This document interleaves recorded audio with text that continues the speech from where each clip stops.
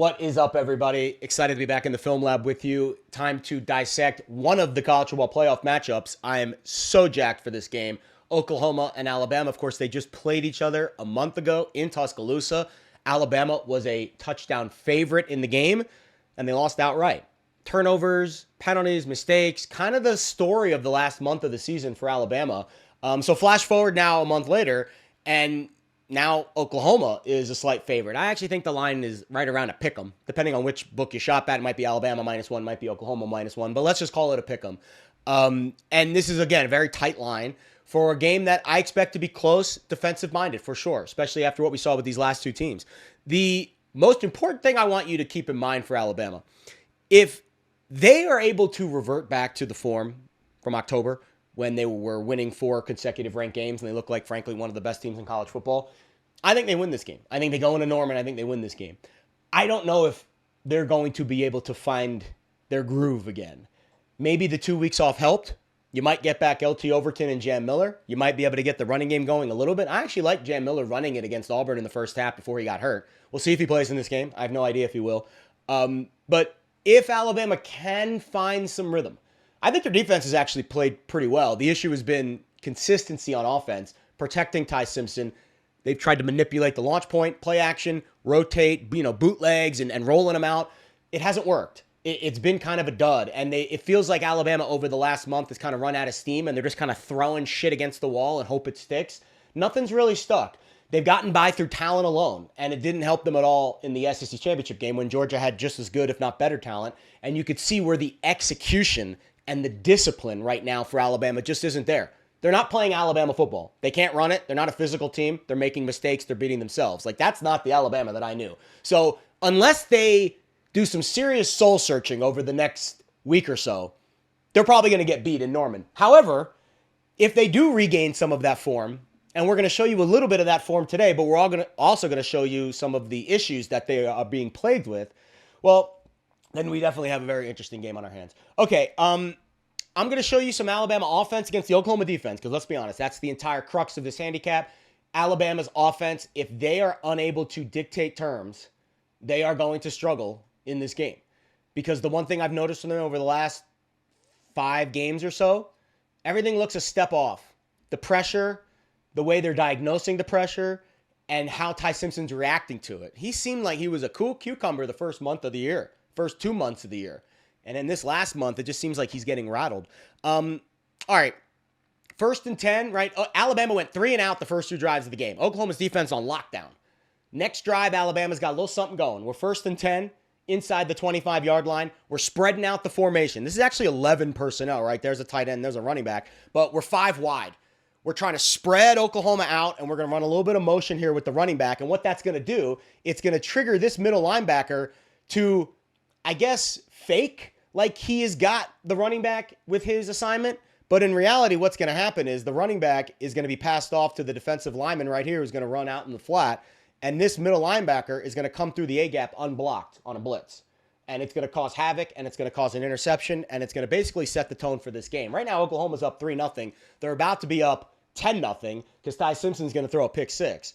So the most important thing here, obviously the blitz, right? So once that running back gets passed off to the defensive lineman, right? You see that defensive lineman go out in the flat right here. That's his responsibility on the running back. You're going to see this defensive lineman drop into coverage, cover the tight end down the middle. You've got 3 defensive backs for 2 receivers here. You've got man-to-man up top. That means this free safety spot, this guy right here, oh boy, he can eat. Because he has no responsibility down the middle, and he only has 1 receiver on his side. So he knows that he can be very aggressive with his play. And that's exactly what he does. Because not only does the pressure force Ty Simpson to throw it a little bit early and a little bit off target, but then this safety causes havoc on the hot route, right? This is Isaiah Horton here, the X receiver. He probably has some kind of signal with Ty Simpson like, hey, we've got a blitz coming. Let's get to a hot route. He's probably running some kind of in breaker or a slant or something like that. But this safety is well trained. He knows exactly what his assignments are, and he hunts the football. He throws this entire play through a loop. Horton gets knocked off his route. It allows the corner to make the interception, and then we are off to the freaking races in front of a stunned Tuscaloosa crowd, including me, who really thought Alabama was going to win this game. But they did not, as history has proven. All right, I want to show you exactly the high level of communication that Oklahoma has with their defenders.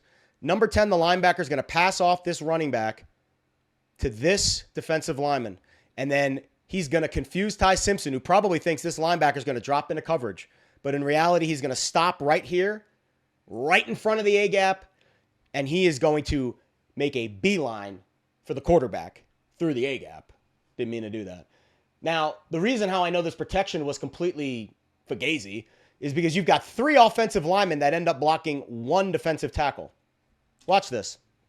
So there's your motion, middle linebacker through the A-gap. 3 defensive linemen blocking 3 offensive linemen blocking 1 defensive tackle. And a wide open A-gap for that middle linebacker to hunt. And he makes the play. Causes the errant throw, which leads to the interception. I give Ty Simpson some credit for trying to make this interesting, but nobody was able to get him on that final cutback. 64 almost got there, but pick 6. Really set the tone for the game. And it was all done with communication and pressure.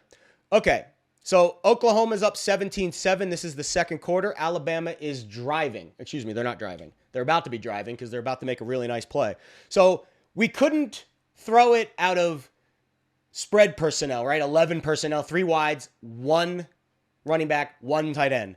Let's try to throw it deep out of 12 personnel. We have seen this a lot in the NFL. The Rams are doing this. They're throwing it deep out of heavier sets. Here are your 2 tight ends right at the top. They're actually going to rotate and do a little shift. And what we're going to see here is deep, post, and then a delay route. And the linebacker, right, I don't know what kind of zone coverage Oklahoma's playing, some kind of magician zone. Looks like, looks like maybe a deep cover 1 with maybe a cover 2 in this. It could be a cover 3. I honestly don't even know. Maybe it's a cover 2. But they probably have some kind of formation or variation of it. If you're a football nerd, a ball knower, you might have a better idea of what kind of coverage that they're in. But a really good job by the linebacker here, understanding that they're running this kind of like tight end delay. So you're going to have max protect. 6 blockers are going to be in. You got 5 linemen, 1 tight end. And then you got this tight end who's going to kind of fake like he's going to block, and then he's going to run this delay. This linebacker, though, has really good eye discipline. He doesn't fall for it, and he runs with the tight end. So he kind of essentially runs that tight end right into that other curl flat zone right here and makes this a very difficult read for Ty Simpson. Now, the protection holds up, and somehow he sees a pocket of space right here. Like, this is not a big window considering that the ball has to travel like 50 yards. I mean, Ty Simpson is standing in his own 15-yard line, and this ball is delivered to midfield on the opposite hash. This is probably a 60-yard throw, maybe even longer, right on a line in between 2 safeties. Unbelievable throw. This is the ceiling of Ty Simpson. This is what he can do when the play, which was probably designed, that play was designed for that tight end. Like that tight end delay, you're going to see it on the next play. That is the design. That is what they are trying to do, and they're trying to put those linebackers in conflict in coverage. But the linebackers do a really good job passing that off, and now you've got to go to option number 2, which is Ty Simpson. I think Ryan Williams is down there somewhere. How about you throw it as hard, as long as you can, and you see if he can catch it. And he does. It's a really nice play by Ryan Williams. He gets down inside the 40-yard line. So you can see things develop much better from the tight here. You get that 2 tight end motion. He's going to shift the protection to the right side. You've got a 5-man protection.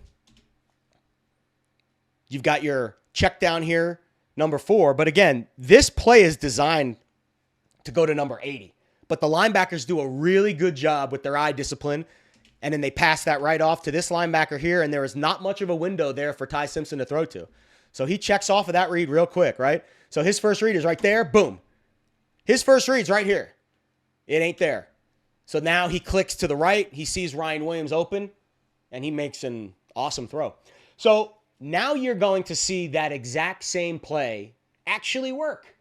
The tight end delay, because now we're approaching the red zone. And you're going to see a similar formation, right? We're in 11 personnel now, not 12 personnel, right? We got 1, 2, 3 wide receivers. Here's your tight end, right? We're going to have a 5-man protection. This tight end's going to fake like he's blocking, and he's going to run that little delay route across the middle of the field and really suck up those linebackers. But here's the difference with this play. You'll notice this. Right before the snap, right? There's your initial hand clap, and then pause, and then watch. They look to the sideline, and then it's a quick snap. Boom. You see that? It is very subtle. So watch how this is something that catches the Oklahoma linebackers off guard, and this is why this play works, right? There's your hard count snap. No, we're going to look to the line. We're going to reassess, and then boom. He snaps it. He actually claps. Watch this. Look, he claps before his head is even turned. He is clapping. These linemen are actually standing up. The linemen are standing up, not even in a stance when the ball is snapped. This is by design. They are trying to catch the Oklahoma linebackers off guard. And watch number 11. Number 11 is a little bit slow to realize what's happening. And guess who number 11's assignment is? The tight end delay, slipping right out in front of him. And he catches the ball, and he scores a touchdown. So, again, Alabama does have a little bit of, I'll call it, nuance to their offense. Like, that's a tricky play. That's a tricky play. Let's watch it again from the tight here. This is a tricky play to diagnose for number 11 because he now looks to the sideline thinking that he has a second, right? Alabama did their one clap, and then they're looking to the sideline, but Ty Simpson claps before he even looks back. And then when he looks back, the ball is snapped. And watch what happens when the ball is snapped. The ball is snapped right now, and number 11's eyes are over here. Well, that's going to be a problem because number 80 is about to run right across your face, catch the ball, and go into the end zone. So this just shows you how important communication is with these styles of defenses.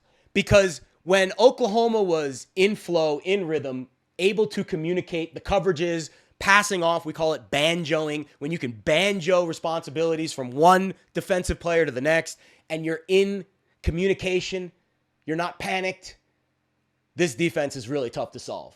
And they're going to heat up Ty Simpson and put a lot of pressure on him. But when Alabama can dictate terms on their tempo, maybe they can run a little bit of hurry up, maybe they can adjust the snap counts. That's when the Alabama ceiling is truly realized, because that's when Oklahoma's playing on their back foot.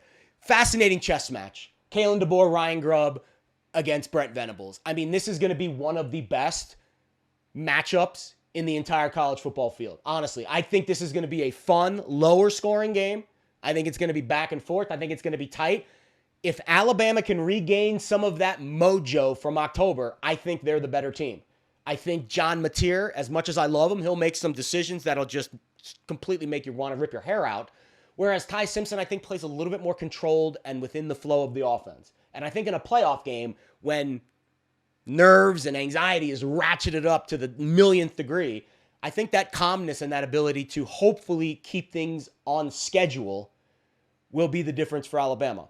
It'll be interesting to see how Kane Womack, Alabama defensive coordinator, matches up against Ben Arbuckle and John Mateer in that Oklahoma offense. I will hopefully do another film study focusing on that side of the ball. But I would give the edge to Oklahoma's defense here. I think Brent Venables is a wizard. I think he's going to have a lot of very difficult blitz schemes and coverages to dissect. And unless that Alabama offensive line and Ty Simpson are communicating at an elite level on the road in a hostile environment, it could be a very difficult day for the Bama offense, especially with the pressure and the exotic types of pressure looks that Brent Venables will throw at you. So this is going to be a really fun game. Very excited to watch it play out, and I hope you learned something today. Love you. Don't forget to hit the like button and the subscribe button on your way out. We'll see you next time.